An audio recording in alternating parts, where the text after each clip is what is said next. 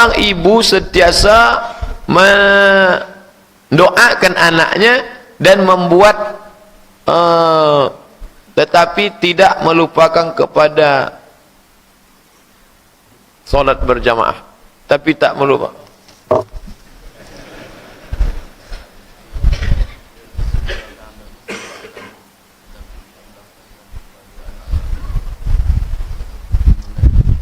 Seorang ibu selalu mendoakan anaknya, tapi tak ada suruh anaknya solat berjamaah. Ini ibu takut. Inilah contoh ibu takut, sebab dia hanya doakan saja, ya Allah.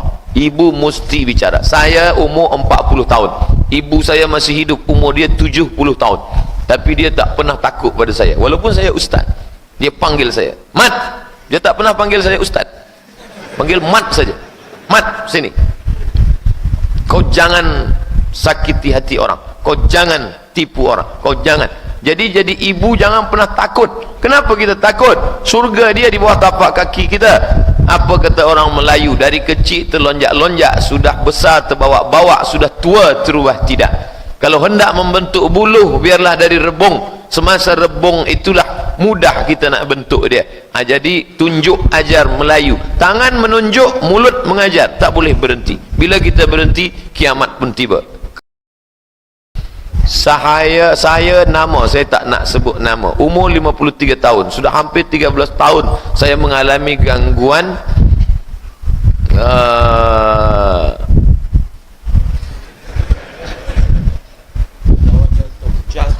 gangguan jantung yang berdebar tanpa sebab. Sudah sering ke Makkah Raudhah berdoa, buat zikir, tapi saya terus berdebar. Saya tahu Allah Maha sembuhkan, mendoakan, iaitu Allah saya.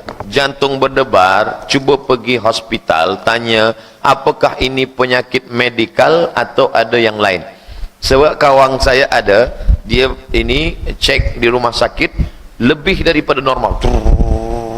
Rupanya tanya medikal ni tak ada masalah, tapi ada gangguan lain. Maka ruqyah kita sendiri, baca qul huwallahu 3 kali, qul a'udzu falaq sekali, qul a'udzu binnas sekali, al-fatihah sekali, pangkal al-baqarah 5 ayat sekali, ayat kursi sekali, ujung al-baqarah lillahi ma fis samawati 3 ayat sampai habis. Baca selepas solat subuh, hembuskan ke tapak tangan, sapu ke muka, sapu ke kepala, hembuskan ke air, lepas tu airnya diminum.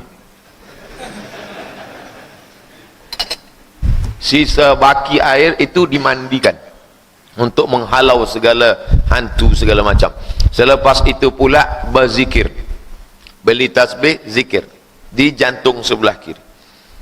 Mulut menyebut, hati mengingat, la ilaha illallah, la ilaha illallah, la ilaha illallah, kalau khusyuk pejam mata, la ilaha illallah, la ilaha illallah, la ilaha illallah. Awal-awal sekali 100, lepas tu tambah agak 300, lepas tu tambah agak 1000, lepas itu tambah agak banyak-banyak, lepas itu tambah. Saya jumpa tuan guru, sudah tua. Saya tanya, tuan guru, ya, berapa sehari berzikir? Apa sikit? Betul, kata saya, 5000. Betullah dia cepat, la ilaha illallah, la ilaha illallah, la ilaha illallah, la ilaha illallah, la ilaha illallah, la ilaha. Kalau datang macam-macam datang dalam zikir itu, jangan ikutkan. Tanya tuan guru, saya datang macam ini, ustaz, ya, malam tadi manakala saya dan isteri saya lepas berzikir, kami pun tidur, saya tengok cahaya terang pada bahagian wajah isteri saya. Apa tu? Isteri kamu sedang buka handphone. Kadang orang baru berzikir, dia kata cahaya datang, apa datang. Ustaz, ya, saya ni dah ikut zikir. Lepas tu apa? Manakala saya berzikir, semua yang ada di balik dinding saya boleh nampak. Tamu yang akan datang ke rumah saya boleh tahu. Apa ni ustaz? Bila tirai tersingkap, namanya kasyaf. Saya boleh tahu, nampak ada puan di balik tirai sebab tersingkap, namanya kasyaf. Tapi kasyaf ada dua, satu kasyaf ilahi, satu kasyaf syaitani. Saya tanya jujur, jangan bohong, ya, lepas boleh tengok apa di balik dinding, tahu tamu datang, makin ingat Allah kah atau makin lupa Allah? Saya makin lupa, berarti permainan syaitan. Ingat, syaitan selalu bermain. Sebelum kita berzikir, dia ganggu kita supaya tak berzikir. Lepas membimbingkan kita dalam zikir, maka mesti ada guru. Man la syaikha lahu, siapa yang tak berguru, fasyaitanu syaikhuhu. Adakah amalan tertentu membolehkan kita bercakap dengan si mati? Tak ada. Kalaulah boleh bercakap dengan si mati, maka tidak akan ada wasiat, tidak akan ada pertikaian, tidak akan ada. Kalaulah boleh kita pesan, kita request, kita minta nak bercakap mati, maka tidak perlulah musyawarat. Sahabat Nabi di Saqifah Bani Sa'idah, selepas Nabi meninggal dunia, siapa yang mesti dijadikan sebagai penggantinya? Tak perlu bermusyawarat untuk mengangkat antara Abu Bakar atau Umar atau Sa'ad bin Ubadah, panglima perang dari suku Aus. Bahwa melihat Nabi dalam mimpi, ya, man ra'ani fil manami, sesiapa yang melihat aku dalam mimpi, faqad ra'ani, dia sudah melihat aku. Lianna syaitana la yatamatsalu bi, kerana syaitan tak boleh menyerupai aku. Berdosakah saya kalau saya belajar Quran tak sampai tamat, sekerat jalan je, tak khatam? Tradisi orang Melayu, lelaki sebelum berkhitan, bersunat, dah khatam Quran, dibacakan pada tuan guru dari Ad-Duha sampai habis. La ilaha illallah wallahu akbar, bismillahirrahmanirrahim, wad-duha wal laili idza saja, sampai habis. Selepas itu barulah baca doa khatam Quran. Kalau perempuan, ada malam merisik, ada malam meminang, ada malam berinai, ada malam bertunang, ada malam tepuk-tepung tawar, ada malam berkhatam kaji. Apa maknanya?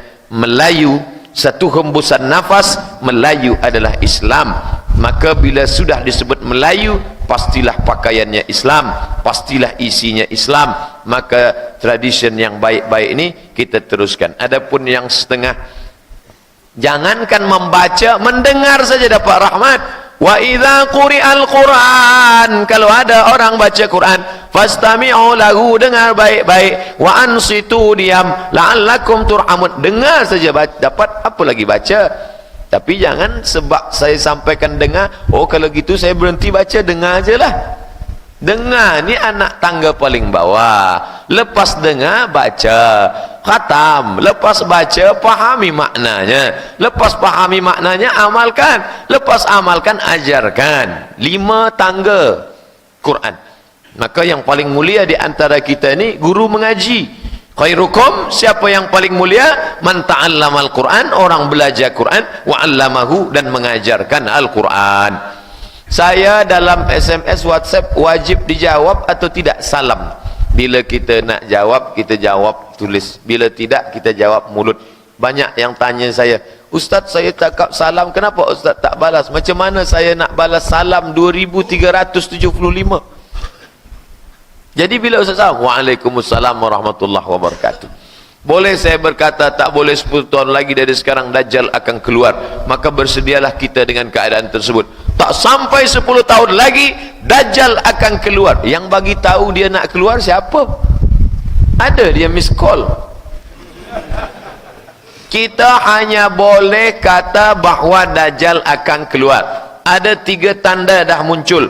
Pertama, Nakhal Baisan tak lagi berbuah. Ada nama kampung Baisan, di situ banyak pokok kurma, sekarang tak lagi berbuah. Bila Baisan tak berbuah, dia nak keluar. Yang kedua, bahawa ada namanya Buhairah Tabariyah, Danau Tiberias, kering. Sekarang dah mula kering, sampai nampak pulau-pulau kecil di tengah Danau Tiberias. Yang ketiga, tersumbatnya Ain Zahar, mata air di tepi laut mati. Laut mati masin, sampai ikan pun tak hidup saking masinnya. Manusia pun terapung di atas saking masinnya. Tapi ada air mata yang tawar, yaitu Ain Zahar. Bila dia tersumbat nanti, Dajjal akan keluar. Dan sekarang sudah tersumbat. Maka kita banyak-banyak 3 cara selamat daripada Dajjal. Pertama, baca surah Kahfi malam Jumaat. Yang kedua, hafaz 10 ayat pertama surah Al-Kahfi. Yang ketiga, sebelum salam, Allahumma inni a'udzubika min adzabi jahannam wa min adzabil qabri wa min fitnatil mahya wal mamat wa min syarri fitnatil masihid Dajjal. Boleh saya tolong qada sembahyang suami saya yang telah mati. Masya Allah, inilah cinta sehidup semati. Tapi ni ada tapi. Beragama ni bukan nak turutkan hati kita. Kita sayang, kita cinta, kita gantikan. Nawaitu usolli, nak gantikan sembahyang suami saya qada'an lillahi ta'ala. Kalau puasa boleh, man mata, sesiapa yang mati, wa alaihi siyamun, dia punya hutang puasa, sama anhu waliyuhu, maka ahli waris melaksanakan puasa untuknya. Kata Imam Sun'ani dalam Subulus Salam syarah Bulughul Maram, tiada ikhtilaf antara ulama boleh mengqadakkan puasa, tapi qada sembahyang maka kita cukup Allah maghfir lahu warhamhu, kita qada sembahyang kita sahaja, tak ada ikhtilaf empat mazhab. Sembahyang kita yang lama-lama kita qada. Tak laksanakan hukum Allah dalam sebuah negara, adakah dia bid'ah? Wa man lam yakum bima anzalallahu fa ulaika humul kafirun, wa man lam yakum bima anzalallahu fa ulaika humuz zalimun, wa man lam yakum bima anzalallahu fa ulaika humul fasiqun. Oh, kalau begitu Ustaz Somad ni zalim lah, kafir lah, fasik lah. Saya tak ada kuasa, saya tak ada kuasa. Tapi bila kita ada kuasa, maka kita tegakkan. La yukallifullahu nafsan illa wus'aha. Tarekat itu bid'ah kah? Tarekat itu cara. Cara apa? Cara mengingat Allah. Bacalah Quran, bacalah Quran. Cara membaca Quran macam mana? Saya tak tahu cara baca Quran, sebab Nabi tak ada ajarkan cara baca Quran. Hai orang beriman, bacalah Quran. Cara baca Quran, kami di Riau, saya tak tahu di Kuala Terengganu macam mana cara baca Quran. Kami cara baca Quran, alif di atas, alif bawah, i alif depan, u a i u. Di Jawa lain. Kalau di Jawa, alif fathah, alif kasrah, i alif dhammah, u a i u. Tak sama. Itu cara. Nah, ingatlah Allah, ingatlah Allah. Cara ingat Allah macam mana? Datang Syekh Bahauddin An-Naqsyabandi, caranya begini-begini, maka disebut tariqah Naqsyabandiyah. Datang Abdullah Syattari, caranya begini, sebut cara Syattariyah, tariqat Syattariyah. Datang Imam Syazili, caranya begini, tariqat Syaziliyah. Ini adalah ijtihad ulama dalam hal mengingat Allah. Maka bila dia ada silsilah nasab, boleh kita terima, disebut dengan tarekat mu'tabarah. Tapi bila tak ada sanad, tidak mu'tabar, mursyidnya tak alim, mursyid pun kadang tak sembahyang. Mursyid apa tak sembahyang? Saya sembahyang di Masjidil Haram, takkan sembahyang di Masjid Taqwa Durian Burung.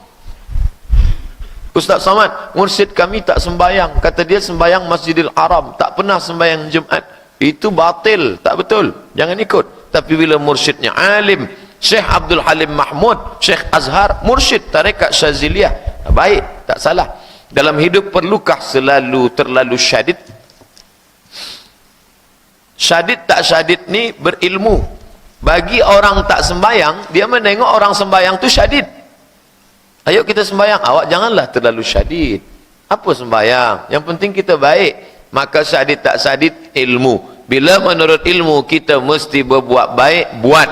Orang kata kita ekstrim, seluruh orang kata kita syadid, ekstrim. Tidak kata Allah, tidak kata Rasulullah, maka tidak. Jangan ikut cakap orang banyak. Wa in tuti aksara man fil ardi yudilluka an sabilillah. Bila kau ikut cakap orang banyak, mereka hanya akan menyesatkan engkau daripada jalan Allah.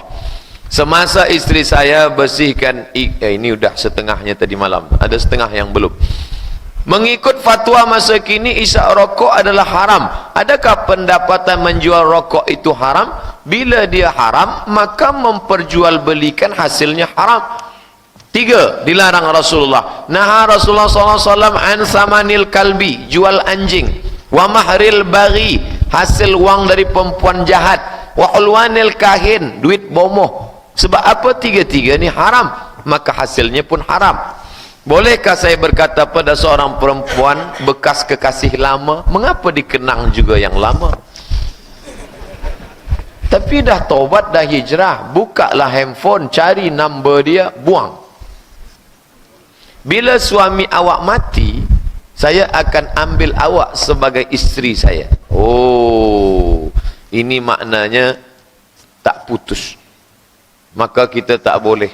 Sebab ini pertama mendoakan yang tak baik. Yang kedua, jangan lagi bila kita dah taubat kita masih ikat-ikatkan yang lama. Buang, buang jauh. Tapi bahawa takdir berkata mati laki dia, kita jumpa di tengah jalan, itu namanya rezeki lah. Tapi sengaja kita tunggu-tunggu, kita doakan pula, kita cakap bila suami kau mati tengoklah. Itu tak betul. Ada tuntunan dari Nabi perempuan berjamaah di masjid, lebih-lebih lagi pada bulan Ramadan kerana sembahyang tarawih. Baca buku saya 30 fatwa Ramadan, download free di Play Store. 30 fatwa Ramadan. Saya ambil fatwa Syekh Yusuf Al-Qaradawi. Di situ dianjurkan perempuan ke masjid boleh, apalagi ada tazkirah, suami ada, anak ada, beramai-ramai. Baca buku itu. Ramai orang perempuan Islam pergi buat rambut atau potong rambut kedai orang kafir. Boleh apa tidak? Mereka akan tengok aurat kita dan dia ceritakan pada suaminya. Maka aurat perempuan sesama perempuan berbeza dengan sesama muslimah dengan yang bukan muslim. Sebab apa? Tapi sama perempuan, dia tidak amanah, dia akan ceritakan hal ehwal kita. Maka carilah yang muslimah. Bolehkah perempuan memakai tudung yang terlalu banyak sangat hiasan dan kerlip-kerlipan? Perempuan ini sifatnya ingin diperhatikan, maka tak boleh memukulkan kaki. La yadribna bi arjulihinna, jangan pukulkan kaki ke lantai. Sebab apa? Sebab di pangkal kaki dia pasang gelang berbunyi. Bila dia berjalan di sini, maka semua mata tak lagi memperhatikan Ustaz Samad, semua tengok dia kerincing, kerincing, kerincing. Dia pakai tinggi ke atas macam asni batil bukti, macam punuk onta naik ke atas. Bila hanya setakat dia ikat rambut sebab rambutnya panjang tak apa, tapi sampai dia buat besar, semua mata tertuju pada dia. Maka dikiaskan pada itu. Janganlah pakai yang melampau berlebih-lebihan. Biasa-biasa sahaja. Engkau akan diperhatikan orang kerana akhlakmu, bukan kerana pakaianmu. Seorang pemuda sudah 2 kali seorang pemuda sudah 2 kali, saya tak boleh baca. Terus seorang pemuda dua kali sakit teruk tapi masih juga tidak insaf. Maknanya selepas matilah. Sebab orang bila dibagi Allah ujian tak ada iktibar, itu maknanya khatamallahu ala qulubihim wa ala sam'ihim wa ala absarihim. Yang pertama kali gelap ni mata hati, selepas itu masuk ke telinga, selepas itu mata. Habislah. Summum bukmun umyun fahum la yaqilun. Summum bukmun umyun fahum la yarji'un. Salam Ustaz. Waalaikumsalam warahmatullahi wabarakatuh. Kalau salam ni tak ada artinya salam. Bila nak ucap salam, assalamualaikum warahmatullahi wabarakatuh. Mohon doa saya murah rezeki, murah urusan niaga. Niat saya nak bantu Islam insya-Allah, ya. Kita akhir majlis kita doa pada Allah supaya semua kita murah rezeki, murah urusan niaga, murah masuk surga insya-Allah. Mohon doa agar saya terus istiqamah dalam berkuliah dan solat berjamaah. InsyaAllah anak-anak kita diberikan istiqamah hingga akhir hayat. Saya nak tanya, oleh kerana saya mengalami sakit lutut, saya tak dapat sembahyang sebagaimana orang biasa. Saya cuma tegak duduk di atas kerusi. Masalah saya, betul ke sembahyang saya? Semasa qiyam saya berdiri, semasa rukuk duduk, semasa sujud saya duduk di atas kerusi dan saya bungkuk kepala. Saya lihat Pak Ustaz ada orang sembahyang macam saya, dan ada semasa rukuk dia duduk terus di atas kerusi kemudian membungkuk sedikit. Mana satu yang betul? Dulu masa saya belajar di Kahira tahun 1998 dengan sampai 2002, 4 tahun. Saya tengok masjid di Kahira, kerusi-kerusi di dekat dinding sebelah kiri, ada 3-5 kerusi lagi di dinding sebelah kanan. Maknanya orang yang tak boleh tegak, dia buat kerusi di tepi-tepi, dia tak bawa kat tengah. Dulu 15 tahun lampau. Sekarang bulan 8 lepas, bulan Ogos saya ke Kahira, tidak ada lagi kerusi di samping kiri, tak ada kerusi kanan. Di mana? Di belakang 3 sop kerusi semua. Maknanya selepas 15 tahun orang sakit kaki di Kahirah makin banyak. Dulu 3-5 sebelah, sekarang 3 sop semuanya dibuatkan sop belakang, kerusi panjang, semua orang-orang tua, orang sakit lutut, orang sakit kaki tegak. Di awal takbiratul ihram sama tegak semua.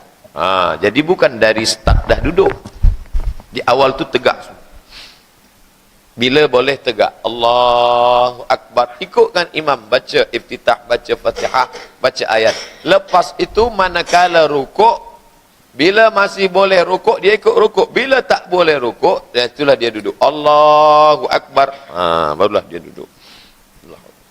Sami Allahu liman hamidah, Allahu Akbar. Ada yang sujud, dia turun ke bawah sebab dia duduk di kerusi kerana dia tak boleh duduk tasyahud sahaja. Sesuailah dengan keadaan hal ehwal masing-masing. La yukallifullahu nafsan illa wus'aha. Alhamdulillah di Kuala Terengganu di tepi tak ada kerusi, di belakang pun tak ada. Kenapa? Sebab yang berkerusi tak datang ke masjid. Bukan itu maknanya. Maknanya kita semua dalam keadaan sihat wal afiat insyaAllah. Amin. Betul. Apa yang sudah Tuan buat ni betul, tak salah. Selepas Pak Bilal iqamat, adakah sunat kita baca doa macam doa selepas azan? Setahu saya baca selepas azan ada nas. Tapi doa selepas iqamat, qad qamatis salatu, qad qamatis salah, Allahu Akbar, Allahu Akbar, la ilaha illallah, aqamahallahu adamaha ma damatis samawati wal ardh. Boleh membuat doa, jawazu ihdatsiz zikri fi shalah. Boleh membuat zikir doa dalam salat ma lam yukhalif bil ma'thur, selama doa itu tidak bercanggah dengan Quran dan Sunnah. Begitu kata Imam Al-Hafiz Ibnu Hajar Al-Asqalani dalam Fathul Bari selepas beliau sebutkan hadis tentang Sami Allahu liman hamidah, Rabbana lakal hamdu mil'us samawati wa mil'ul ardi. Tapi doa, ada sahabat buat doa, Alhamdulillahi hamdan tayyiban katsiran mubarakan fih. Apa komen daripada Al-Hafiz Ibnu Hajar Al-Asqalani? Boleh membuat doa zikir yang tidak ada dalam Quran dan Sunnah di dalam sembahyang selama tidak bercanggah dengan Quran dan Sunnah. Dalam sembahyang saja boleh, apalagi di luar sembahyang. Aqama Allahu adamaha ma damatis samawati wal ardh. Lepas tu dia berdoa macam-macam doa, baik, tak salah. Adakah kelebihan berwakaf? Habasta aslaha, engkau pegang asalnya tapi hasilnya jangan diambil. Itulah namanya wakaf. Wakaf berhenti, sambung wasal. Qul wallahu ahad, Allahu samad, lam yalid wa lam yulad. Namanya wakaf. Kenapa disebut wakaf? Habasta aslaha, pokoknya ditahan, hasilnya dilepaskan. Ini saya ada kebun sebanyak 100 meter, saya bagikan untuk masjid. Kebun itu la yuhabu, tak boleh dihibahkan, wala yuba'u, tak boleh dijual, wala yurasu, tak boleh diwariskan. Habasta aslaha, asalnya ditahan tapi hasilnya untuk masjid. Selama ini hasilnya balik ke kantong, tapi sekarang hasilnya untuk masjid. Rukun wakaf ada 4. Wakif, orang yang berwakaf. Mauquf alaih, orang menerima wakaf, namanya nazir. Mauquf bih, banda yang diwakafkan. 4, ijab qabul. Aku wakafkan tanah ini untuk operasional masjid, tunai, aku terima. Maka tak boleh kita buat kotak wakaf. Yang betul kotak sedekah atau kotak infak. Bila kita buat kotak wakaf, sebab kita tak pernah akad pada kotak. Aku bagi duit ini tunai kotak. Kotak menjawab, aku terima. Bolehkah berwakaf untuk orang tua saya yang telah meninggal dunia? Amat sangat elok. Mana dalil nasnya? Ummi matat, kata Sa'ad, mak aku sudah mati. Afa atasaddaqu anha, boleh aku bersedekah untuk dia? Anha, bukan untuk aku. Aku bersedekah tapi niatnya untuk dia. Kata Nabi, tasaddaq, elok engkau bersedekah. Ayu sadaqatu afdal, apa yang paling afdal? Saqiyul ma', memberi air minum. Maka di Kuala Lumpur saya tengok di pintu masuk masjid ada botol banyak air minum, air minum, air minum. Awak ada bagi air minum? Tak ada. Awak ada? Tak ada. Lalu apa awak bagi? Saya buatkan perigi besar. Oh, elok. orang ambil wudu, wakaf untuk almarhumah bunda saya, amat sangat elok. Ada satu masjid besar, Al-Rajihi punya di Makkah, ditulis di situ besar, masjid ini aku wakafkan untuk ibundaku almarhumah. Andai engkau gendong dia dari rumahmu ke Makkah tawaf sa'i haji, belum tentu kau dapat tebus bagaimana sakitnya dia melahirkan engkau meregang nyawa. Maka amat sangat elok, mudah-mudahan anak-anak kita berbakti kepada orang tua. Betul ke setiap malam Jumat roh akan kembali ke rumah masing-masing untuk melihat ahli keluarganya? Roh itu tempatnya 3. Yang baik-baik illiyin, yang jahat-jahat sijin. 3, Allah kuasa mengembalikan roh masuk ke dalam jasad untuk menerima azab atau merasakan nikmat, dan Allah kuasa memperjalankan roh. Ini masuk yang ketiga. Adapun dia datang balik ke rumah, tidak ada dalam hadis, tapi ada disebutkan para ulama dalam pendapat mereka. Apakah dapat diterima? Boleh. Apa salahnya? Maka kita kirimkan bacaan Yasin, kita bacakan Qul Huwallah, kita hadiahkan pahalanya. Tapi bila ada salah satu dari cucunya kemasukan, akulah nenek datuk engkau, itu tak betul. Sebab roh tak masuk ke dalam badan. Roh tidak boleh masuk ke dalam badan. Jadi yang masuk itu apa? Jin qarin. Saya manakala lahir ada satu jin yang bersama dengan saya. Manakala saya mati, jin qarin tak mati, dia hidup. Nanti ada budak kecil masuk, Assalamualaikum warahmatullahi. Orang tanya, awak ni siapa? Aku Abdul Somad daripada Riau. Iya ke? Apa tanya-tanya lagi? Akulah dia.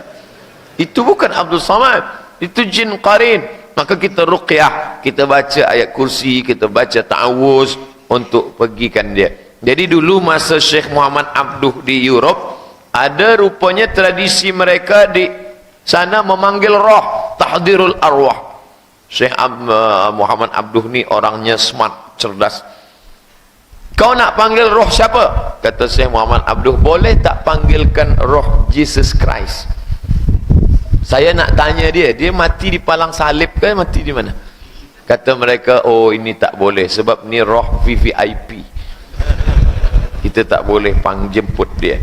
Itu menunjukkan roh tak boleh dipanggil. Apa hukum menabur bunga atas kubur setelah mayat ditanam? Bila Nabi tak buat bid'ah. Itu asal muasal melarang. Ini pakai kias. Hukum ini ada Quran, ada hadis, ada ijma', ada qiyas.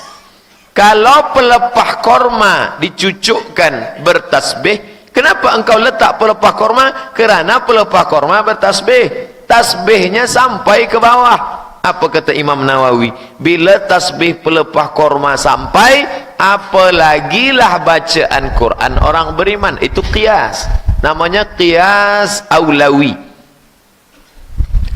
Ada orang tempeleng, tampar ibu dia, na'udzubillah, dia tempel. Mengapa engkau? Mana ada dalam Quran larang tempeleng, tampar?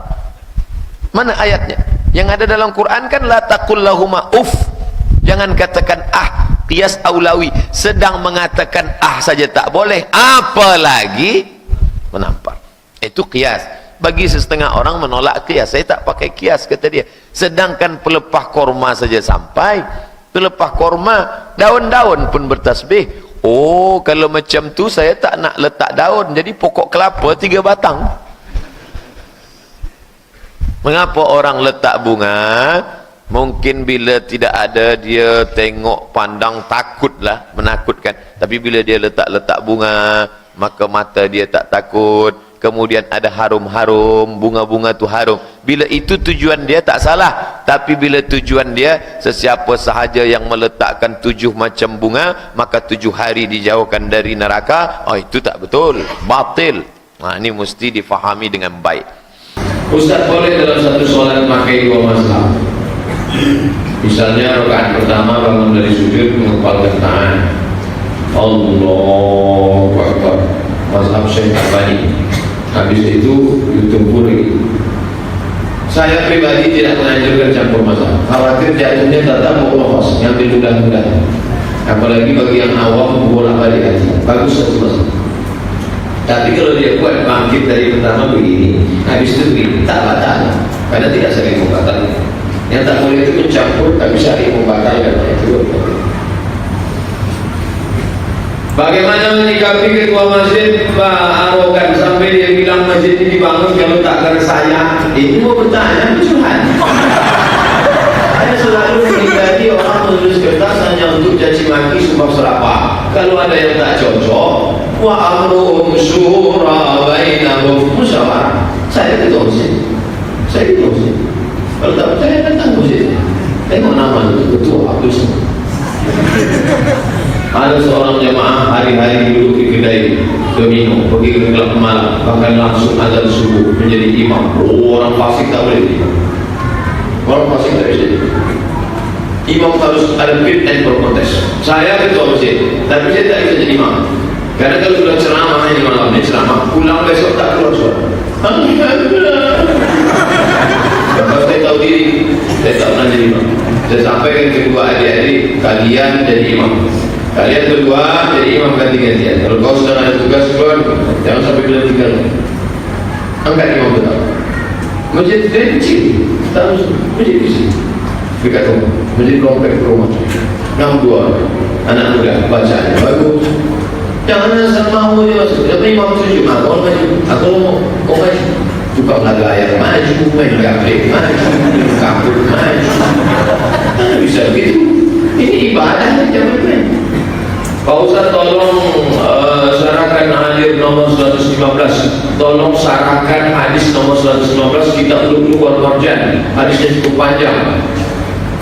Para nabi kemudian berkata, bukankah kalian adalah Allah dan tanda yang kalian kenali? Mereka menjawab, ya, yaitu betis. Allah pun menyingkap betisnya. Yauma yukshafu an saqin, pada hari itu disingkapkan betis. Ini ayat mutasyabihat. Hadisnya hadis mutasyabihat. Kalau dikatakan Allah menyingkapkan betis, berarti Allah berkaki, betis macam kita. Maka mesti ditakwil menurut akidah Asy'ari. Apa makna menyingkapkan betis? Hari itu sangat ngeri huru haranya. Berarti ia seorang yang panjang tangan. Apa maksudnya? Maling. Begitu juga kalau kita dia meningkapkan betis. Artinya apa? Hari itu sangat ngeri, sangat bahaya. Menurut ungkapan bahasa. Jadi dia dipahami betul untuk bertanya. Padahal kalau tak bertanya, bagaimana bisa tahu makna hadis ini? Saya ingin bertanya, apakah sah solat subuh apabila kita bangun kesiangan jam 7? Saya tak pernah menjawab pertanyaan. Tadi malam di jalan Serai sudah saya bacakan ayat di samping sebelah kiri. Inna sholata kanat 'alal mu'minina kitaban mawquta. Salat sudah ditetapkan waktunya, jangan diotak-atik, jangan diomong. Alhamdulillah Pak Ustaz, sejak anak saya ikut pengajian Pak Ustaz sekarang rajinnya salat duha. Bahkan kemarin saya tengok salat duhanya itu pakai bulan Pak Ustaz. Rupanya anak sembahyang subuh jemaah. Yang kedua, bagaimana jika kita makan hasil tanaman 99 ditanam tanah kita oleh orang lain, tapi izin dari yang menanamnya? Oh, izin selesai. Tidak.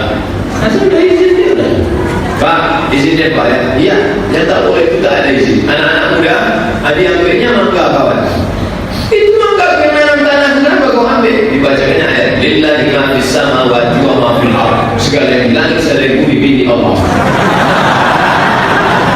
Nah, tambah batu dia ambilnya batu. Ini pun punya Allah.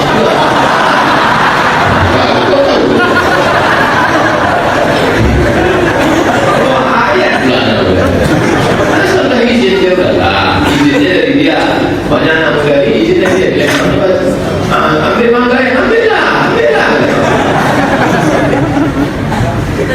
Setelah salam solat kemudian berzikir. Kebiasaan bapak-bapak di dekat rumah saya duduk tahiyat akhir. Ketika baca Allahumma antas salam baru mereka duduk bersila. Apakah itu sunnah atau hanya tradisi saja?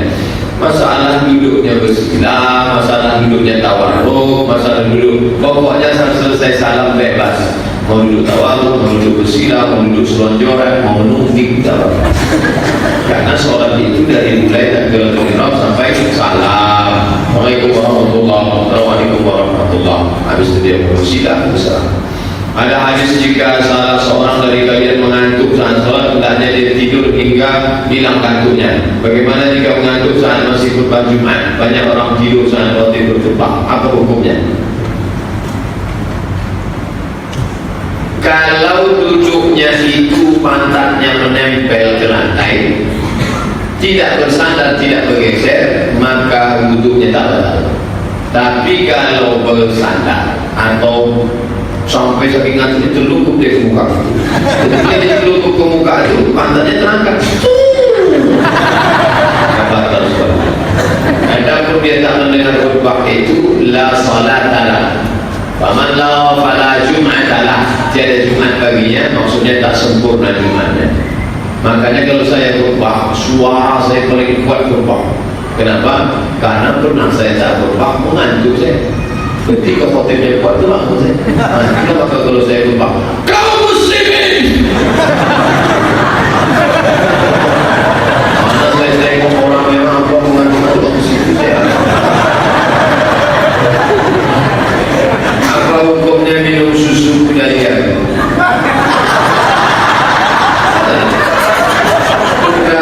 Kuda itu dagingnya halal. Saya pernah makan sate kuda. Sate kuda. Cuman apakah betul itu susu kudaria? Sedangkan kuda Cina aja sekarang mati. Bagaimana dia bisa memeras susu kudaria? Saya pernah makan tak percaya. Jangan-jangan kambing punya susu. Pergi ke pesantren Al-Quran, tengok bagaimana kuda Cina aja banyak menunggang. Bisa belajar vibrasi susu kuda dia. Tapi hukumnya halal, susu kuda halal. Kuda itu daging halal. Di Brastagi ada sate kuda. Asal harus dimakan menyipah aja.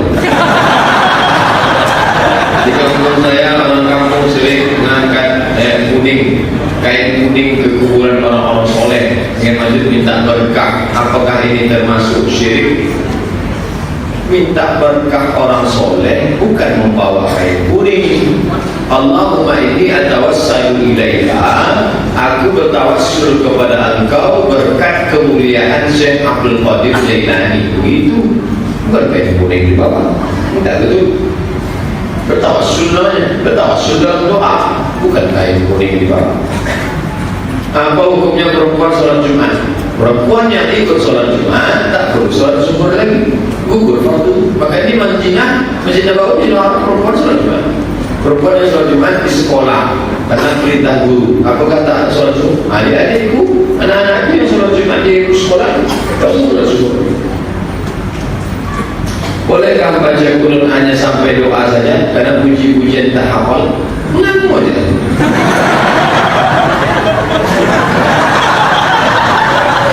Amin, amin, amin. Dah.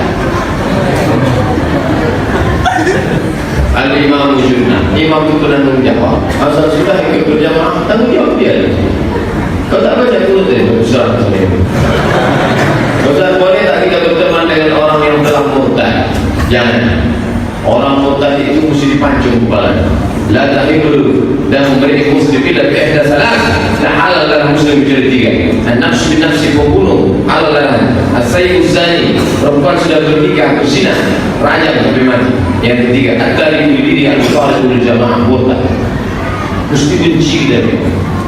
Tapi kalau dia Islam baik, jadi kawan dia pula. Mestinya paling baik rupiah dia. Sampai dia kan ujungnya. Kalau tak bisa pakai lisan ni, lidah. Murtad.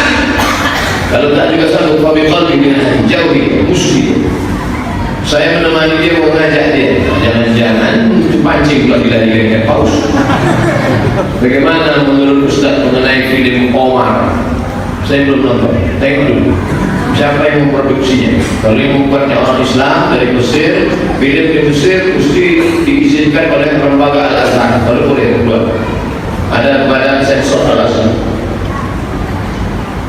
Hukum cat rambut hitam dengan henna boleh. Mana dalilnya boleh? Kata Nabi jadi usaha jangan pakai hitam. Bagi yang normal tak boleh, tapi waktu perang tentara-tentara yang keriput-keriput yang tua-tua, itu rambutnya disuruh cat hitam supaya pasukan musuh menengok, anak muda semua. Mereka teropong lah dari jauh, tengok, anak muda kan, tapi lehernya kok turun.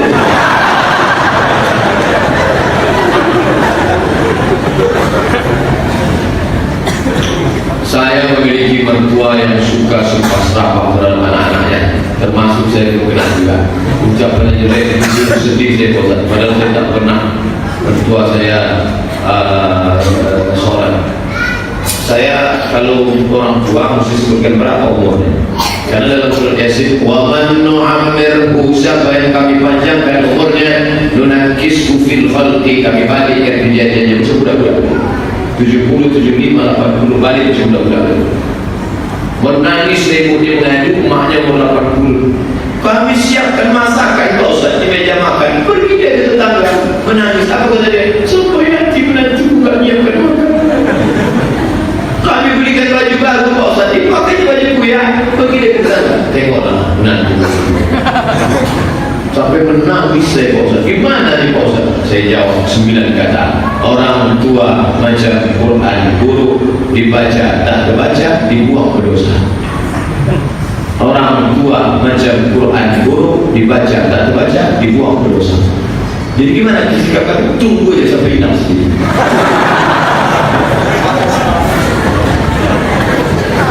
Senangkan hatinya, belikan dia pakaian, kasih dia makanan enak, bawa dia jalan-jalan, belikan kursi rotan bergoyang, belikan MP3 suara ngaji Quran, belikan HP besar pakai video mengaji ceramah. Senang hati.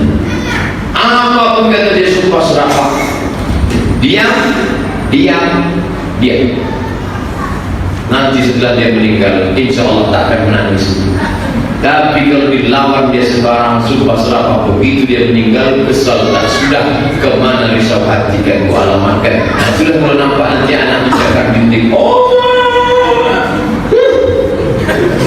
jadi kalau menengok anak-anak menangis, emaknya meninggal, pasti ada sesuatu yang tak selesai, karena dia durhaka melawan. Kalau kita punya anak 5 tahun, emak kita ada sudah tua, sebenarnya kita sedang punya anak 2. Emak kita itu pun sama umurnya cuma anak 2. Kenapa waktu anak kita sabar? Kenapa waktu emak tak sabar?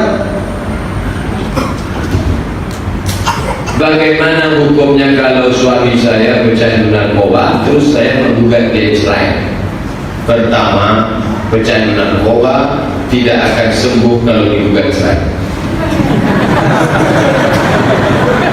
Kalau sayang sama dia, dulu katanya cinta, hidup makan sepiring berdua. Sekarang ketika dia candu narkoba, kenapa ditinggalkan? Jadi bagaimana caranya? Bawakan dia ke rumah rehabilitas. Saya Pak Ustaz, saya mau masak sarapan pagi-pagi, kompor tak jalan, rupanya sudah dijualnya tabungan. Nah, saya lah, itulah perjuangan.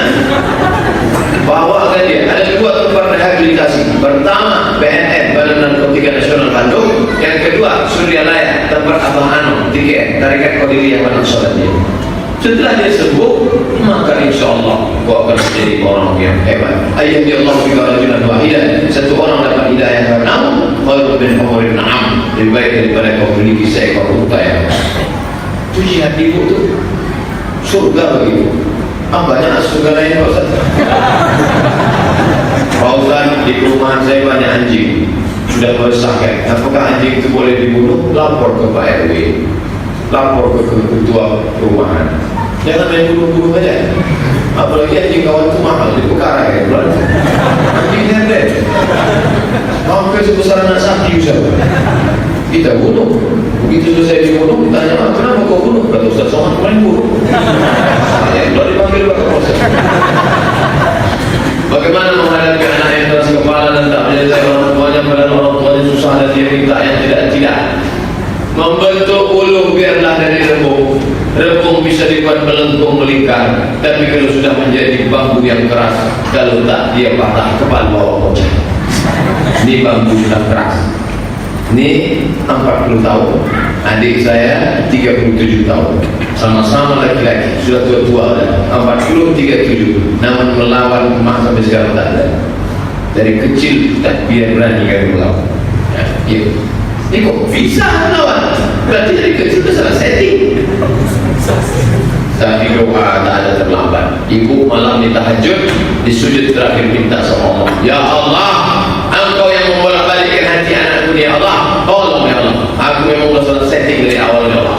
Ini kalau tak kepala aku bocah dia patah dia. Ini yang bertanya ini nampaknya orang tarikat. Tes awak cuba dalam itu tidak ada.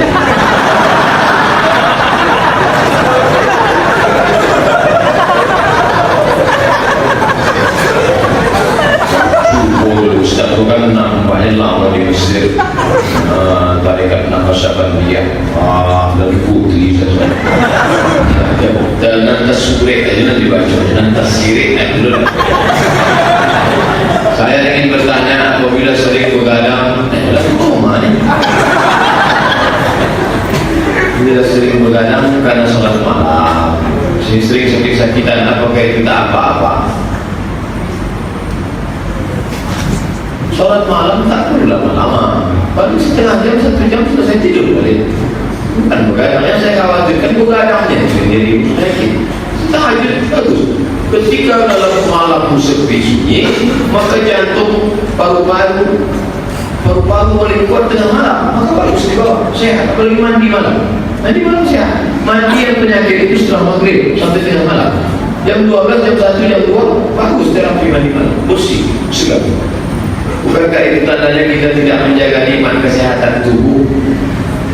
Nabi yang sholatnya malam tak sakit-sakit, berarti bukan sholat malamnya yang salah, orang memang sudah sakit bukan. Ada teman saya dia pakai kutek di bukunya, terus dia sholat lupa menghapus, sholatnya batal dan wudhunya batal. Lalu sholat yang pakai kutek kemarin gimana? Diulang balik. Nama sholatnya apa? I'adah.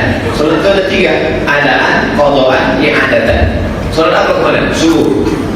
Usolli fardhu zuhri 4 raka'atin i'adatan. Ulang balik sholat. Tak perlu sebut sebabnya. Aku ulang orang karena pakai kutek lupa menghapus mereka. Tak perlu. Bagaimana sebenarnya khusyuk dalam sholat itu Pak Ustaz? 1, khusyuk dari mulai wudhu, air masuk ke mulut, khusyuk keluar dosa-dosa lidah. Air kena ke muka, khusyuk keluar dosa gigi mata. Air kena tangan, khusyuk keluar dosa dari celah tangan. Air mengusap kepala, khusyuk sampai keluar dosa dari lubuk telinga. Air menyiram kaki, khusyuk sampai keluar dosa-dosa dari celah kaki. Makanya tak boleh cerita waktu sudah wudhu. 2, dari tempat wudhu masuk ke masjid tak boleh tasbih menjadi paripurna. 3, pahami apa yang dibaca. Inna sholati wa nusuki wa mahyaya, hidup, wa mamati, tapi bukan baca terjemah, memahami. 3, connect antara mulut dengan hati. Hati, jantung, mulut, connect. Maka saya bingung dengan orang sholat dan dia berdua.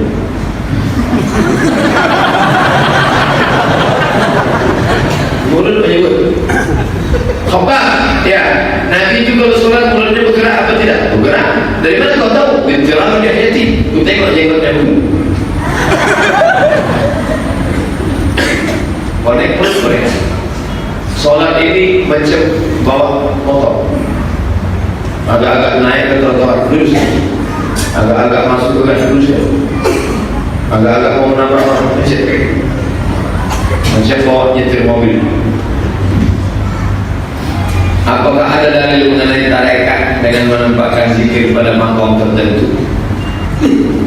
La ajiannakum min baini aydihim, aku akan datang dari depan, wa min khalfihim dari belakang, wa an aymanihim dari kanan, wa an syama'ilihim dari kiri. Datanglah orang menjumpai Abah Anom, mursyid tarekat Qadiriyah Naqsyabandiyah dari Jakarta. Abah, ya, ini dari mana nih makom-makom sini? Abah Anom senyum. Dia tak jawab. Orang itu pun tidur di surialaya. Begitu dia malam dia buka Quran, pas terbukanya ayat itu. Lalu dia nak buka kata setan, aku akan datang dari depan, aku datang dari belakang, aku datang dari kanan, atau begitu. Besok dia datang lagi. Apa? Iya, tadi malam aku sudah baca ayat ini. Kelihatannya kenapa pakai titik sini, karena mengusir setan, karena setan juga datang dari titik sini. Anak-anak diam senyum. Kau sudah dapat jawaban. Ijtihad ulama. Datang dari depan, tutup dari pintu depan. Datang dari belakang, tutup pintu belakang. Dari pintu kanan, tutup pintu kanan. Datang dari sini, tutup kiri. Datang dari atas, tutup. Dari mana anjing dimasuk? Dari situ, tutup. Itulah yang kita pelajari dalam sikir. Ustaz, ibu saya menjalankan koperasi simpan pinjam 1 juta dapat 865.000 riba. Tak perlu saya baca sampai habis riba. Yang ikut koperasi letakkan saja modal, nanti ada bagi hasil selama setahun. Riba. Berhenti makan riba. Bagaimana hukum selfie Pak Ustaz? Tengok dulu selfie Pak Ustaz. Selfie sama artis berhutang. Selfie sama Ustaz Syekh Jabir, Syekh Ali Jabir. Syekh Ali Jabir banyak untuk selfie dengan jamaah saya. Mohon keutamaan surat Al-Muluk sudah dikaji di Masjid Raya Senayan bersama bawah. Keutamaan surat Al-Muluk dijaga dari azab kubur. Ada 30 ayat. Kalau kamu baca itu, kamu amalkan, kamu jaga dari azab kubur. Buka video. Kemana ada selama itu? Apa boleh menghakikatkan anak bersamaan dengan Idul Kurban? Menurut mazhab Hambali, kalau kebetulan anaknya lahir tanggal 3, 4, 5, 6, 7, 8, 9, 10, pas tanggal 10 hari kurban, maka dia kurban, otomatis akikah sudah datang. Jadi bagi yang mau sekali buat itu, settinglah anak itu lahir tanggal 3. Mana caranya Ustaz? Mana saya tahu. Bagaimana cara melaksanakan umrah?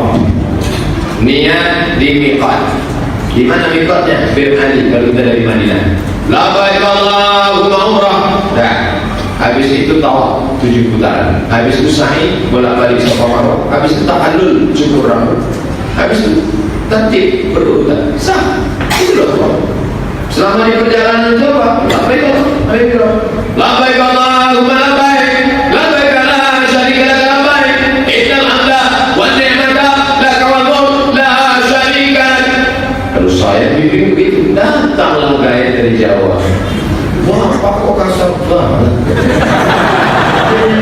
Dia labbaik Allahumma labbaik, labbaik la syarika lak labbaik, innal hamda wan ni'mata lak wal mulka la syarika lak. Itu ngomong kan? Tidur orang kan? Dia tidur orang. Labbaik Allahumma labbaik. Bagaimana cara mengumrohkan orang tua kita yang sudah meninggal? Sampai di Makkah, sudah selesai tawaf umrah, besok hari kedua pergilah engkau ke Tanim. Tapi kalau perempuan jangan sendiri, nanti diciptakan supir taksi. Kedua, ketiga pergi ke Tanim. Sampai di Tanim, mandi, habis itu berniat balik. Labbaik Allahumma umrah. Aku umrahkan rumahku almarhumah fulanah binti fulan. Habis itu ke Makkah balik, tawaf, sa'i, tahallul, tertib. Boleh. Tadi apa sampai ngomong Syekh Anti As-Safar Mufti Al-Azhar dalam kitab Fatwa Al-Azhar kalau mau mengumrohkan orang tua.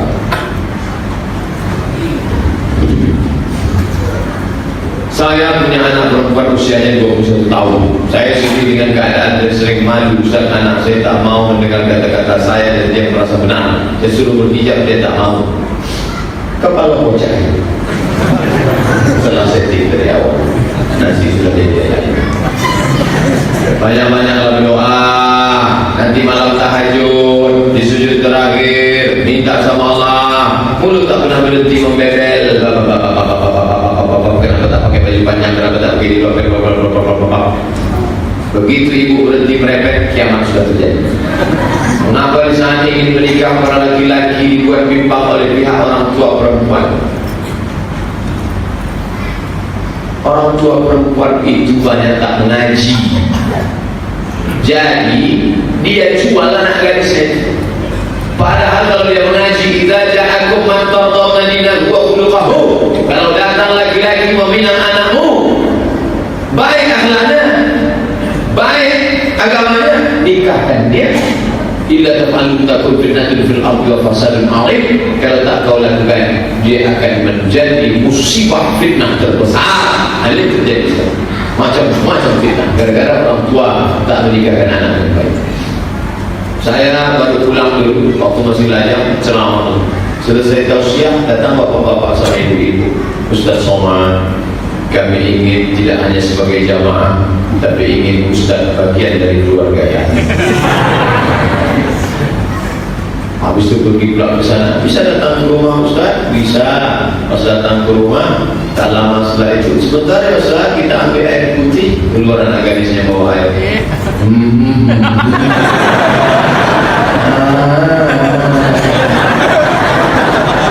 Saya hitung semuanya 17 orang. Padahal saya tak ganti-ganti gitu. Artinya orang Riau ini masih banyak menginginkan punya menantu Ustaz. Itu dulu belum nikah. Apalagi sekarang menikah. Kenapa di saat ingin menikah pada laki-laki, tapi banyak diminta gaji? Orang tua yang ngaji ingin betul di dalam menantu yang baik. Rupanya tak banyak betul kertas, mohon maaf. Susah nafas kita tengok tebal. Rupanya banyak yang kosong.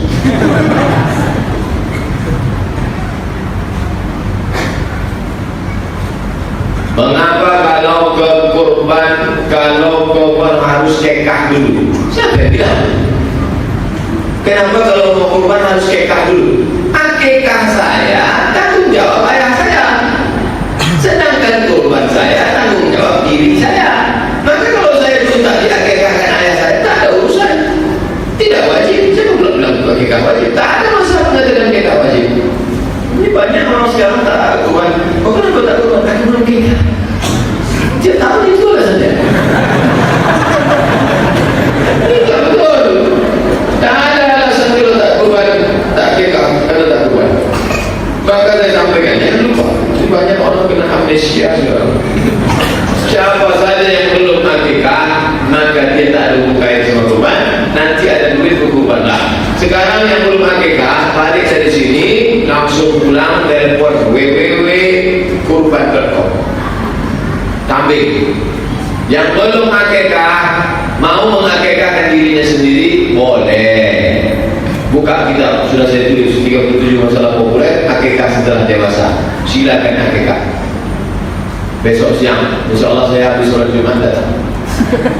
Tapi akikah saja, jangan minta ayat beri marhaban. Besok datang saya dari sholat Jumat, tiba-tiba suara mikrofon.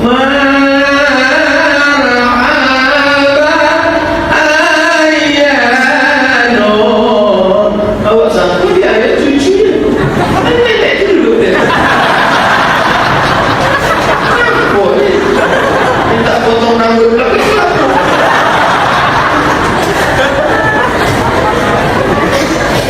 Ada yang mengatakan memperingati hari lahir Nabi sama dengan memperingati wafat Nabi, sebab tanggal lahir wafat sama. Tak bisa kalau dia membedakan niat orang. Tak bisa dia membedakan niat orang mulai dan mati. Itu fitnah yang paling jahil.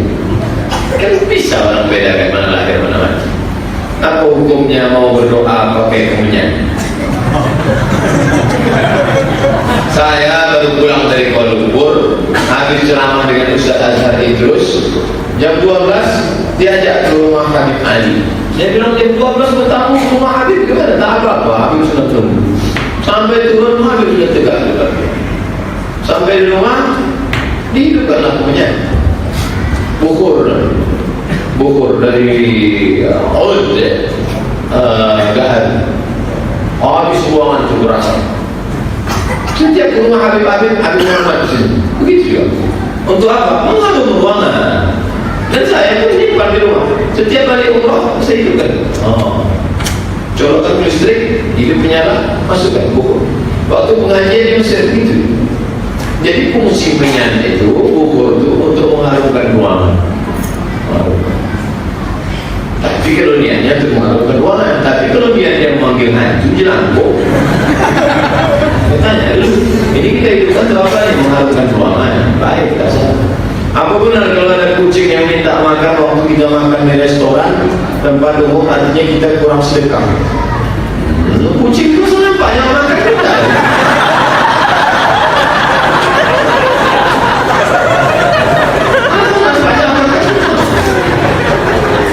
Baik kucing yang orang kaya, kucing orang miskin.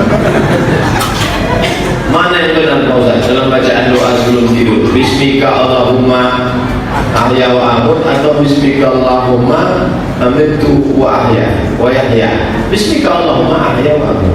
Bismika dengan engkau Allahumma ya Allah ahya aku hidup dan aku mati. Kalau dibacanya Bismika Allahumma amitu wa yahya wa Bismika dengan engkau Allahumma ya ahya aku hidup aku mati, aku hidup aku mati. Apa hukumnya membaca ayat kursi saat bepergian selain kita membaca doa naik kendaraan saat bepergian? Karena ada menyebutkan hadisnya lemah. Hadis lemah tetapi bisa dipakai kalau untuk fadhail amal. Tidak ada yang bermasalahkan hadis dhaif. Sepakat ulama kata Imam Nawawi. Ikut pendapat Imam Nawawi. Imam Nawawi ahli hadis untuk fadhail amal. Ustaz, saya dikasih share lewat WhatsApp sama mertua artikel aku milik suamiku dan suamiku milik ibunya. Isinya menyatakan kalau suami 100% milik ibunya walaupun sudah menikah. Bahkan buat anaknya sekalipun harus suami mendahulukan orang tuanya. Pertanyaan saya, apa segitu enggak berhaknya saya sebagai istri dan anak-anak saya atas suami saya Ustaz? Sehingga artikel dengan tema yang sama sering di-share ke saya oleh mertua saya. Masing-masing ada haknya, ada hak istri, ada hak suami, ada hak orang tua, ada hak anak. Rumah itu macam kamar, ada kamar tidur, ada kamar dapur, ada kamar makan, ada kamar mandi. Jangan semuanya dijadikan mall. Ada ruang sama ini, ada ruang sama ini. Tidak ada ketaatan kepada makhluk kalau buat maksiat kepada Khalik. La ta'ata li makhlukin fi maksiatil Khalik. Istrimu punya hak, anakmu punya hak, kasih haknya. Apakah kita boleh menggunakan fasilitas BPJS sementara kita raju dengan syariahnya? Tentang masalah asuransi, kata Syekh Atiyah, kata Syekh Ali Jum'ah, ada yang mengatakan boleh karena di situ ada unsur ta'awun, tolong menolong. Yang satu mengatakan haram karena ada unsur horror, gambling, judi. Nah, Bapak contohnya yang mana? Saya contohnya ke ta'awun. Aku ambil ta'awun. Saya contohnya ke haram. Apa ke haram? Sampai sekarang saya bingung Pak Ustaz, gak tahu. Hanya gak tahu. Sedikit saya rasa.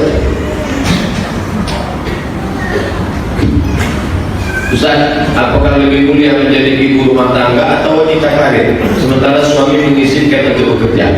Anak sudah besar, tak ada lagi fungsi di rumah. Suami pula mengizinkan. Baik, tapi bersyarat. Pertama, izin suami. Yang kedua, tanggungan tak ada. Yang ketiga, tak meninggalkan kewajiban. Yang keempat, tidak bersolek jahiliyah. Yang kelima, tak bercampur aduk laki-laki. Berapa banyak perempuan lebih lama sama laki orang daripada sama laki dia? Berapa banyak perempuan dia bersolek bukan untuk laki dia tapi sama laki orang? Kalau untuk menengok laki orang bersolek cuan, tapi kalau untuk laki dia macam mana?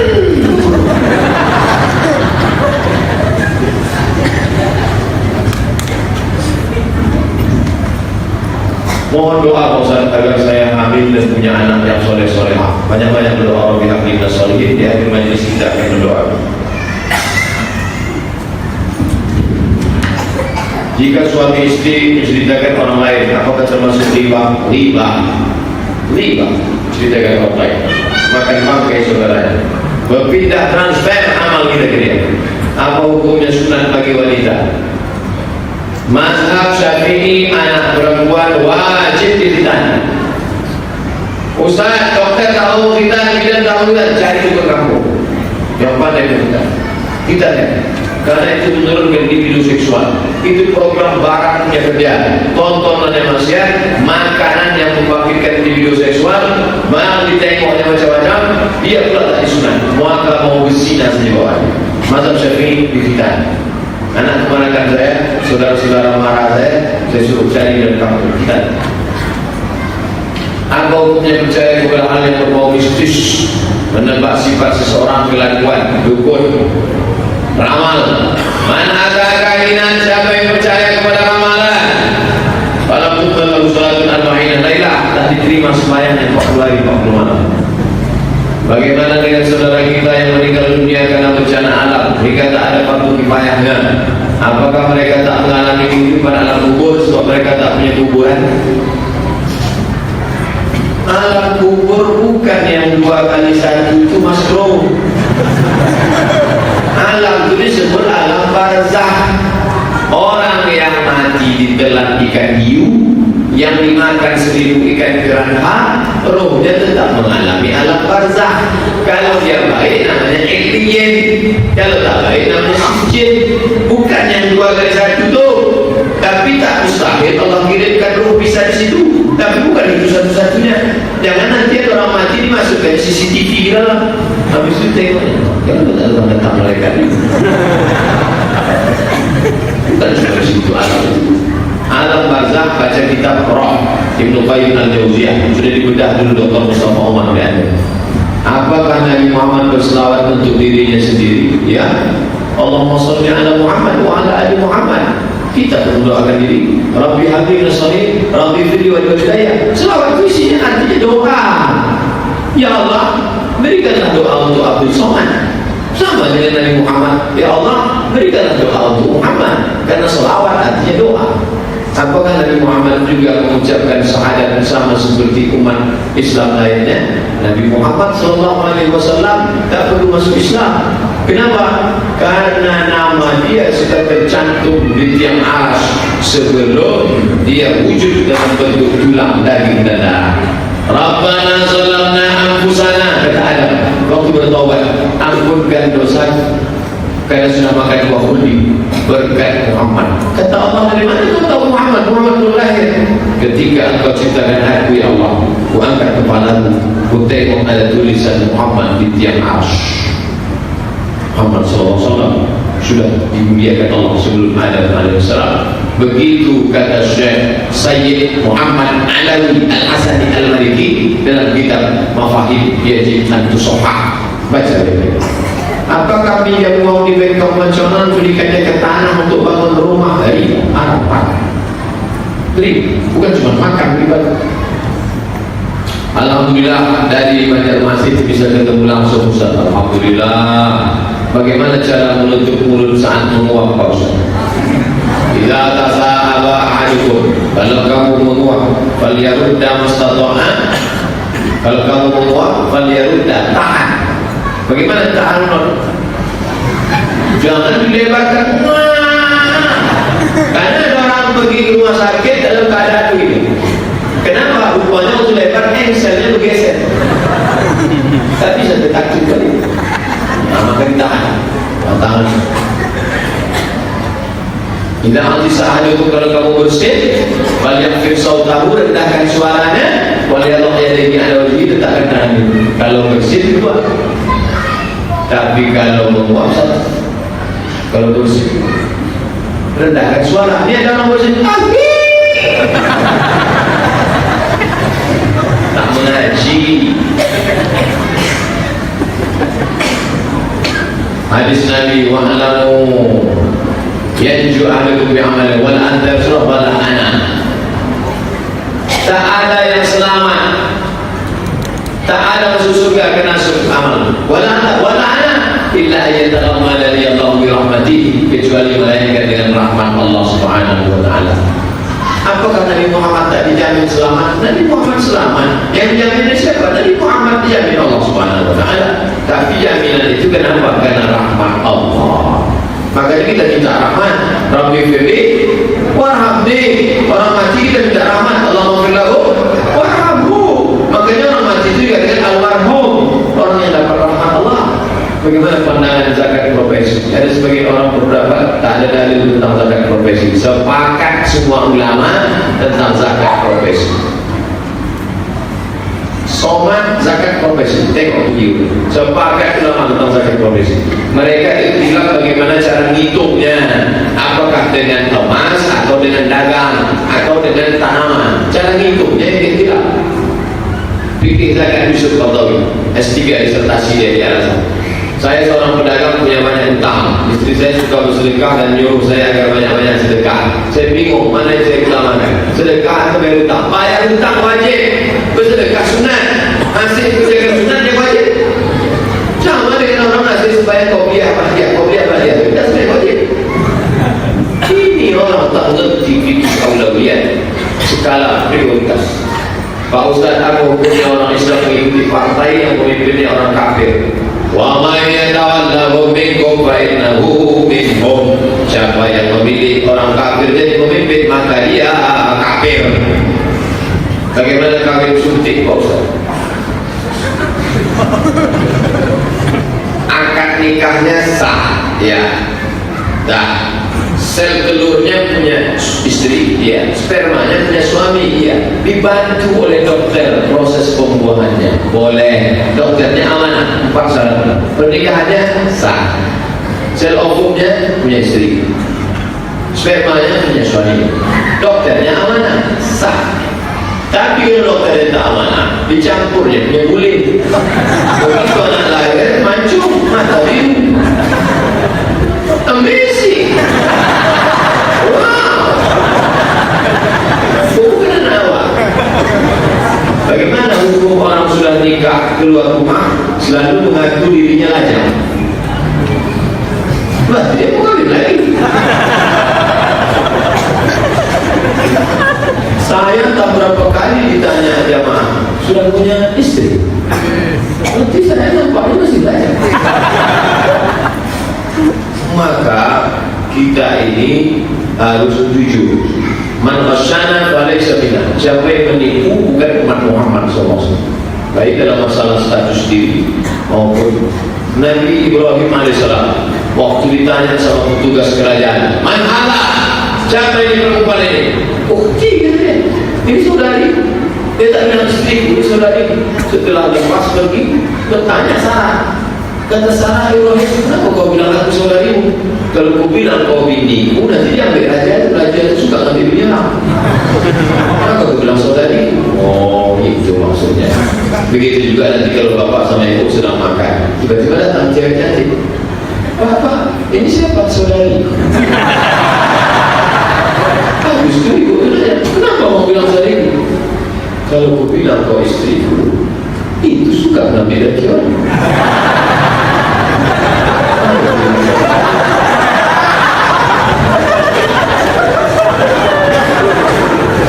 Apa hukumnya pengurus masjid pinjam uang bank profesional untuk pembangunan masjid? Riba, duit riba itu boleh dipakai untuk masalah amal, kemaslahatan umum. Misalnya ada orang menabung di bank 1M, dapat duit riba sekepok. Kemana duit riba ini dipakai? Maka duit riba ini dipakai untuk masalah amal, MDA, anak yatim, fakir miskin, masjid. Tapi duit riba hasil bunga bukan sengaja meminjam riba karena akan dibayarkan nanti. Nah, maka sebaiknya bank syariah dengan akadnya nanti akad permodalan, murabahah atau mudharabah. Mudharabah tak mungkin karena tak ada usaha bisnis di situ, tapi lebih pada permodalan yaitu murabahah. Jika imam salam, apakah makmum harus menjawab salam? Tidak. Kamu lagi jawab salam. Assalamualaikum warahmatullahi wabarakatuh.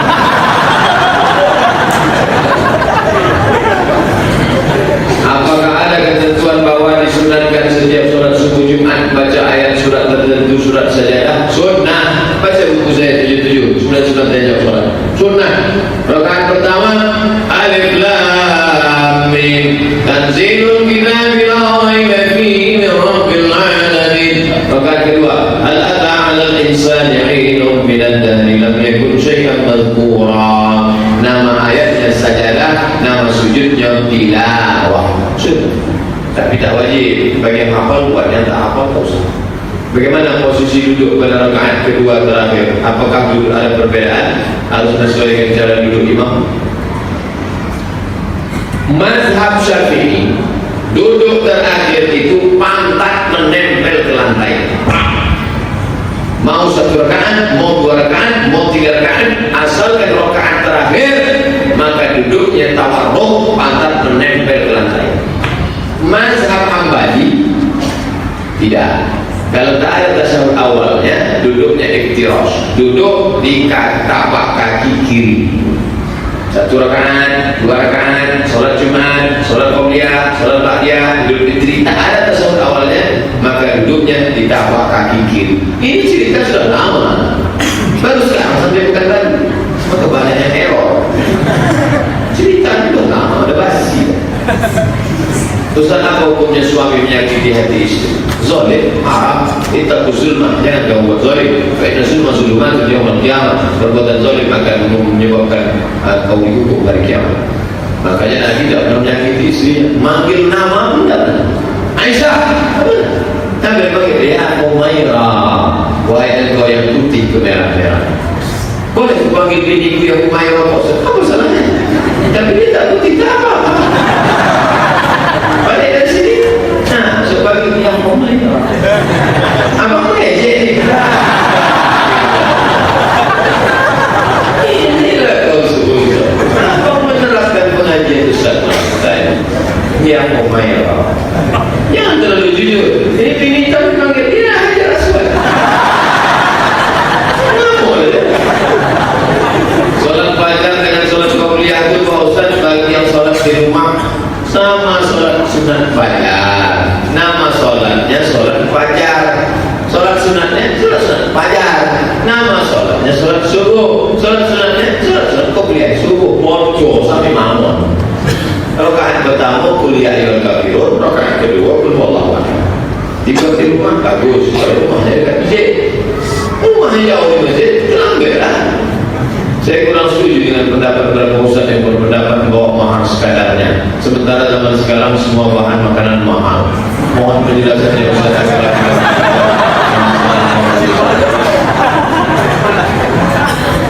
Kalau kau bayar mahal itu untuk siapa? Untuk istrimu. Nanti setelah kau menikah bisa kau pinjam dia. Adinda, dulu waktu kau nikah kan kau belikan kau emas besar. Ya mana sekarang? Banyak biaya. Aslinya itu untuk modal mereka. Duit itu dikasih orang tua, kata orang tua, nah aku tak menjual anak gadis. Ku terima anak lajangku kan aku tengok dia sholat berjamaah. Sejuk mukanya tengok. Maka aku serahkan kau sama dia. Ada pun emas yang besar di kau bawalah. Sampai masanya mungkin kau nanti susah. Rumah tangga dipukul ombak di atas gelombang. Sampai nanti bahtera rumah tangga kau dipukul kena karang. Mungkin nanti kapal terbocor. Kau pakai begitu. Bukan di pasar yang mahal. Jadi berjumpa orang tua yang mengerti dengan calon menantu yang paham, maka harga mahal tak perlu jadi masalah. Tapi kalau sudah berjumpa menantu yang mau minta, orang tua pula minta tinggi, ya sudah tak jadi. Saya ingin tanya Pak Ustaz, apakah wajib laki-laki sholat di masjid? Mazhab Hambali fardhu ain. Makanya kalau kita di Makkah, adik, tutup. Siapa yang ketangkap penjualan saham sholat, gundul. Ya, Baladiyah itu Satpol PP. Ustaz, saya semester akhir, alhamdulillah. Kasih semangat supaya saya termotivasi.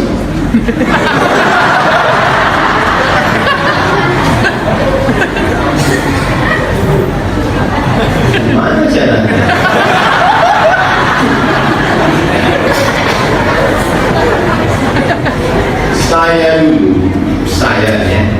Saya dulu kuliah tak main. 4 tahun saya tak balik. 4 tahun di Kairo tak ada balik. Lulus 3 tahun 10 bulan selesai S1, balik ke rumah. Kemudian lanjut lagi S2 di Malaysia, tak selesai, lanjut lagi ke Maroko. 2 tahun tak pulang, beasiswa saya selesaikan S2 setahun 11 bulan. 10 bulan, habis itu pulang ke Bali. Target saya tak banyak, saya ingin membahagiakan orang tua. Jadi antum mesti apa obsesi antum untuk hidup? Yang mau antum bahagiakan itu siapa? Jadi kalau jelas target antum, maka antum tak salah memilih jalan hidup. Bagaimana cara yang baik bagi seorang istri untuk mengajak suami menjalankan sholat 5 waktu? Ini nampaknya dapat lagi Fir'aun. Mana mengajak Fir'aun di Sulaiman? Maka ibu punya wali. Wali ibu itu ada 6. Ayah, datuk, abang, adik, paman. Abang ayah, adik ayah. Minta mereka manggil suami. Sini kau suami. Dulu kami nikahkan anak kemanakan kami dengan kau supaya kau bimbing di jalan yang benar. Sekarang sudah anak 5, kau tak juga sembahyang.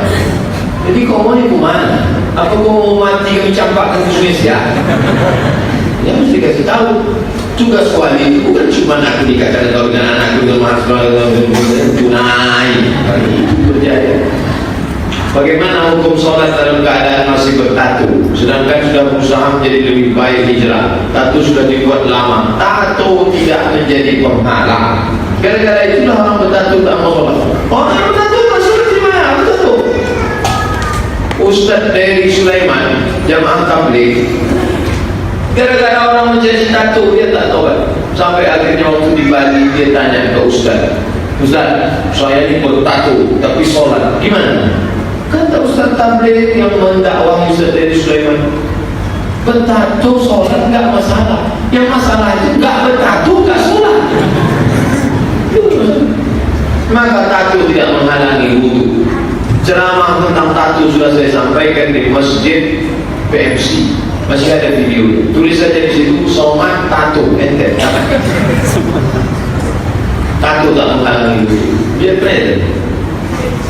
Yang jadi makmum pula, dia sudah tobat, sudah ngaji, dia profesor Bangladesh, baca Qurannya bagus, tajwidnya bagus. Banyak lagi dia. Nampaknya sholat kita ini bermasalah gara-gara tatu. Ya. Saya kerja di rumah makan, pas waktu sholat zuhur, saya tak bisa sholat pas waktunya, karena jam sibuk, saya hanya bisa sholat jam 2. Bagaimana dengan sholat saya itu Pak Ustaz? Sip-sipan. Kalau pemimpin rumah makan itu Islami, berapa karyawannya? 10, pasangnya sip. Yang 5 ini sholat, yang 5 kloter 2. Ustaz tahu dari mana? Oh, rumah makan kita itu kurang nawak. Minangkabau itu Islam. Minangkabau Islam. Minangkabau tanpa Islam hilang, hilangnya tinggal kabau. Saya pergi ke Mesir. Ini cerita. Sampai di Mesir, pergilah kami ke rumah ahli hadis, namanya Syekh Mahmud Said Mamdud. Syekh Mahmud Said Mamdud. Sampai di rumahnya, saya sudah ke rumahnya 4 kali. Yang keempat itu datanglah satu adik kelas. Ngobrol sama Syekh. Intermediate, where are you come from? Indonesia. When Indonesia? Minangkabau. Langsung dicium Syekh Mahmud kepalanya. Kenapa? Karena guru Syekh Mahmud namanya Syekh Muhammad Yasin Al-Fadani, Padang. Orang Padang. Kamu dari Minangkabau? Iya. Langsung dicium. Dalam hati saya kok gitu aku Minangkabau.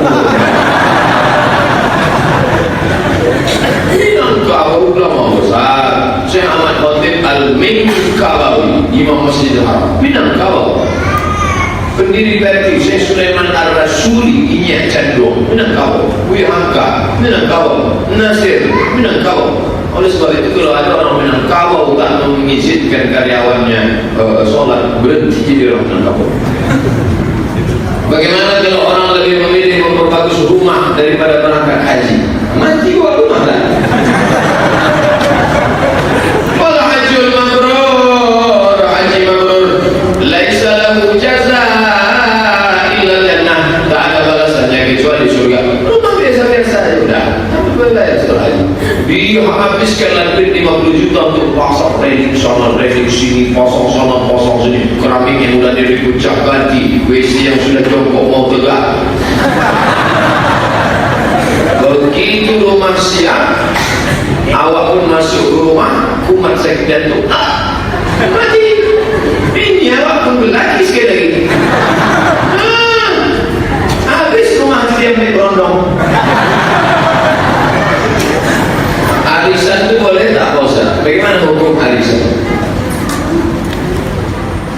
Sejuta, 10 orang, 10 juta, goncang. Plok, keluar nama Soma. Ustaz dulu ambil 10 ya? Boleh. Berarti saya ngutang 9 juta. Boleh. Yang jadi masalah itu sekarang bukan itu. Datang orang ke rumah kita, mau ikut arisan berapa? 10 juta, nanti bayarnya 9 juta. Anggotanya berapa? 10. Mana anggotanya? Tak perlu tahu. Itu bukan arisan itu. Itu BDI, Bang Inang-Inang. Bukan arisan. Riba itu. Bukan arisan.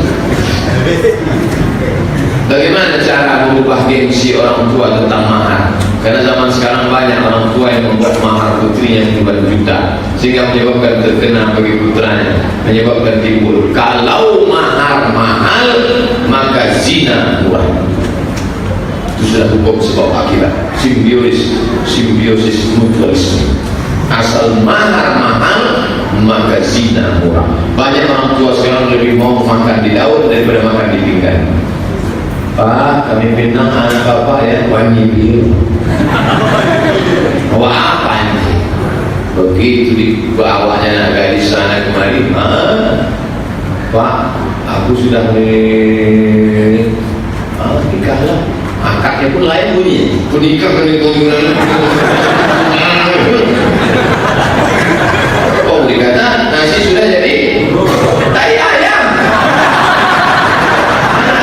Sudah rusak cerita bubur ayam. Bubur ayam milik Syekh Yusuf Al-Qaradawi, Ketua Ikatan Ulama Dunia, datang ke Mesir tahun 1999. Kami pun datang ke majelis. Naik bis kami datang ke majelis Syekh Yusuf Al-Qaradawi. Cerita dia bagaimana anaknya waktu dipinang orang, dibalikkan yang mahar itu. Kau ambillah mahar ini untuk modal kalian nanti di rumah tangga. Kau ambil ini hanya untuk sekedar formalitas saja, daripada tak ada mahar sama sekali. Begitu saya suka lalu. Andai anakku yang kalian pinang akan buat macam itu. Cuma salahnya anak saya laki-laki. Ini jadi masalah. Tak juga turun setelah ceramah ini, kalian ambil kardus, tuliskan turunkan harga mahar, turunkan harga mahar. Pada hari raya korban, apakah daging korban boleh dimakan oleh panitia korban, sementara panitia tidak bilang dulu? Daging ini 3/4 untuk orang berkorban, 1/3 untuk tetangga sahabat kerabat andai tolan, 1/3 untuk fakir miskin. Ketika daging dimakan, yang dimakan ini punya siapa? STJ, status tak jelas. Maka kalau mau halal dia, kepada bapak-bapak pemilik sapi nomor 1, 7 orang akan terbang. Pak, iya, ini kambing ini bersih 60 kilo dagingnya Pak, 20 jatah bapak. Kami minta 10, kami mau masak ya Pak pagi ini. Sebab kalau pakai lontong sayur tak ada tenaga lagi. Kami berkuat. Kata bapak yang 7 itu, ikhlas saja, 10 aja ya, jangan bawa berapa. Begitu cara mengalah. Ada yang lalu-lalu apa boleh buat? Banyak-banyak istighfar. Ustaz, hukum mengambil aset negara itu kan haram. Apa hukum orang yang jualan di bawah sinar lampu jalanan di trotoar?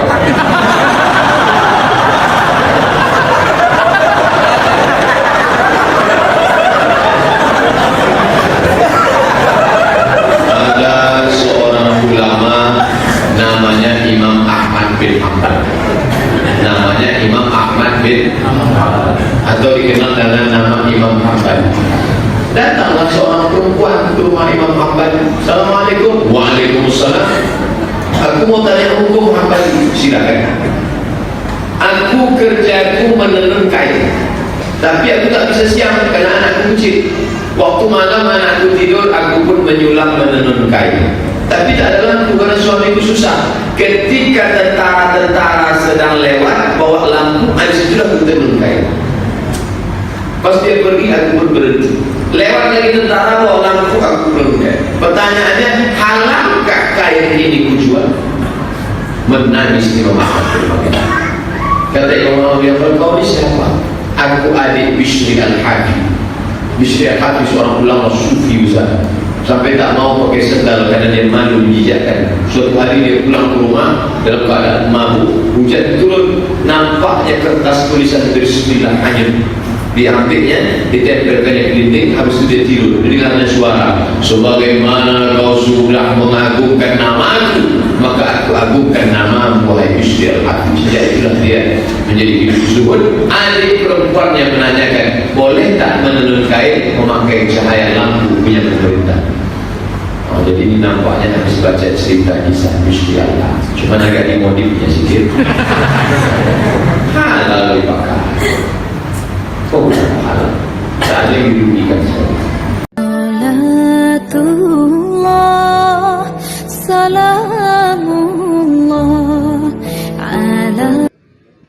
Assalamualaikum warahmatullahi wabarakatuh.